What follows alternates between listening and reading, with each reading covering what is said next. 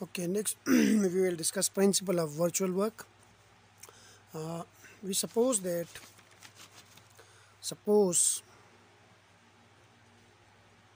a system which contain n particles, okay, of particle is in equilibrium. If a system of particle is in equilibrium, then the total force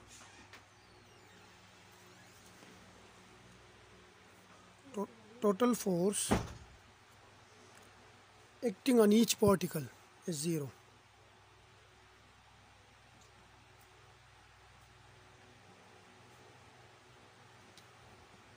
Particle is zero.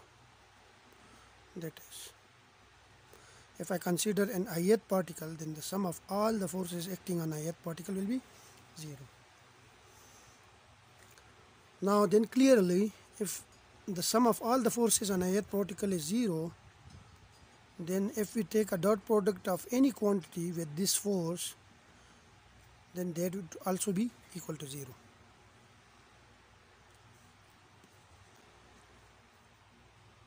Where delta Ri is the virtual work.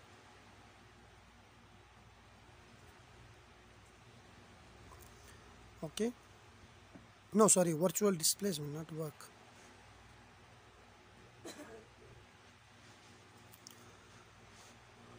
Now this equation is also true for every particle inside a system. Okay, so we can say that this sum or this equation or sum, okay, sum is this one, sum of all the forces acting on the particle, okay, or this equation over all the particles must be zero. Or we can say that sum over I Fi dot del Ri is equal to zero. Now if we have let's suppose three particles, okay, and the three particles are in equilibrium, then we can say that sum of all the forces on particle 1n will be equal to 0. Similarly, sum of all the forces on particle 2 will be equal to 0, and sum of all the forces on particle 3 will be equal to 0. And then we will take dot product.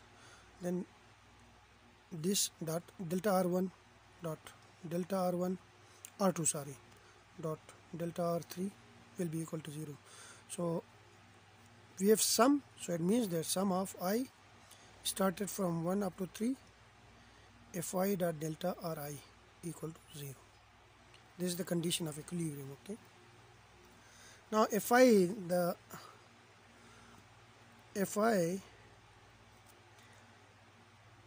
basically contain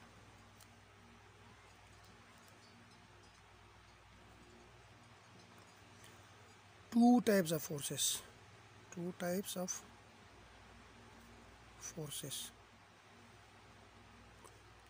One is applied force and the second one is force of constraint.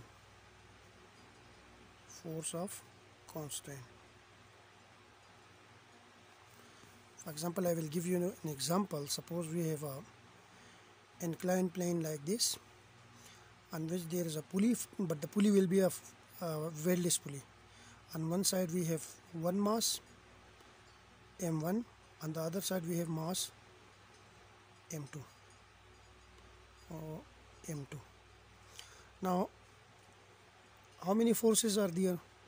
There are three kinds of forces. One is its weight mg, and here the weight is mg. One is the tension on the string, which is in this direction, and here the tension is in this direction. And one is the normal force N, and here the normal force is this one. So how many forces are there? The applied forces, which is the weight, and we have the force of constraint. Tension and this normal force are the force of constraint. Because of tension, the length of the string remain constant, and because of this N, this force, the particle always slide on this inclined plane. So these are the constraint force. So Fi basically contain two kinds of forces. One is Fi applied, and the other one is Fi frictional force.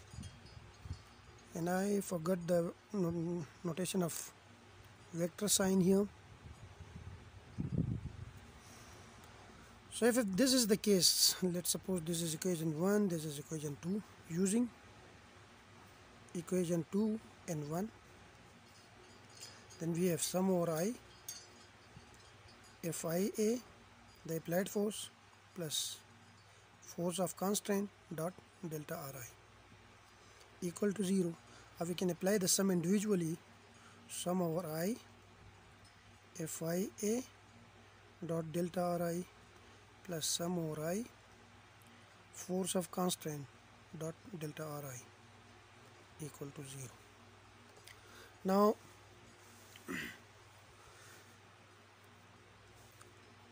if we look at here, if the particles move in this way or in this way, and both, either it can move downward or it can move upward. So the angle between this normal force and the work is always 90. So we can say that the work done by the normal force is normal force dot delta Ri, which is N delta Ri, and we have cos of 90. From that we get 0.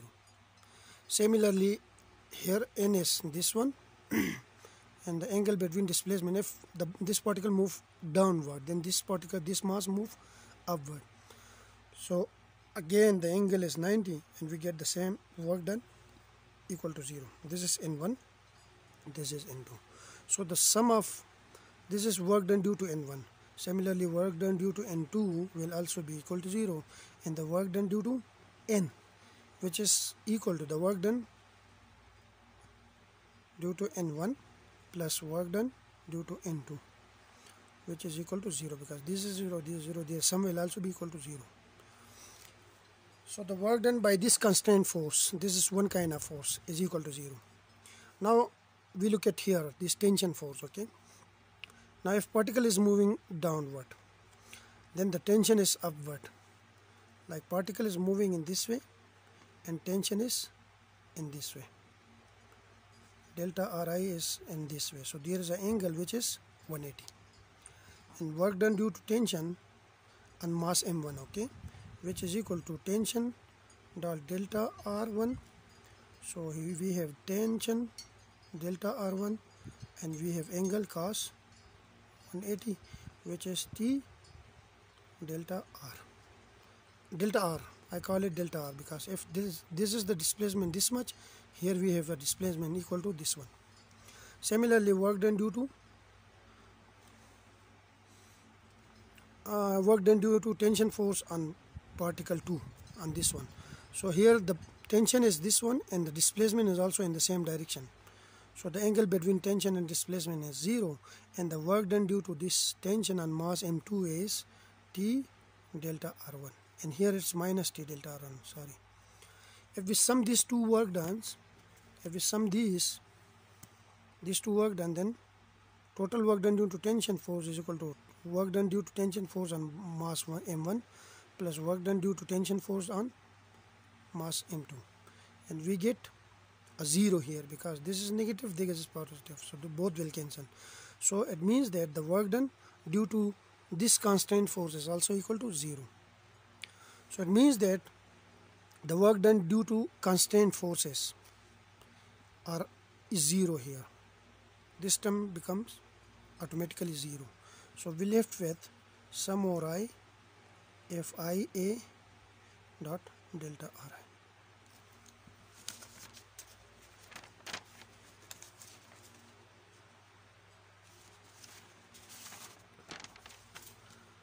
Now we have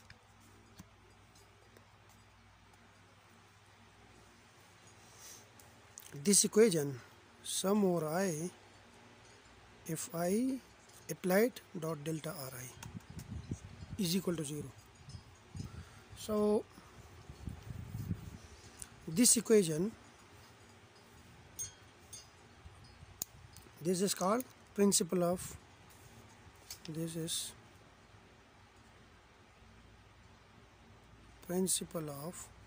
virtual work, which says that if a system if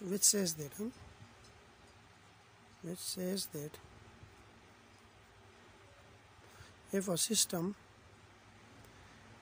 is in equilibrium,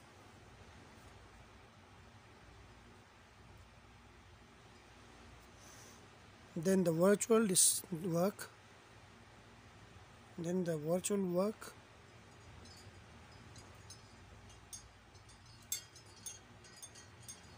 for a system due to applied forces of applied force, but I will say the applied forces will vanish, and this is the statement of virtual work, principle of virtual work. Thank you.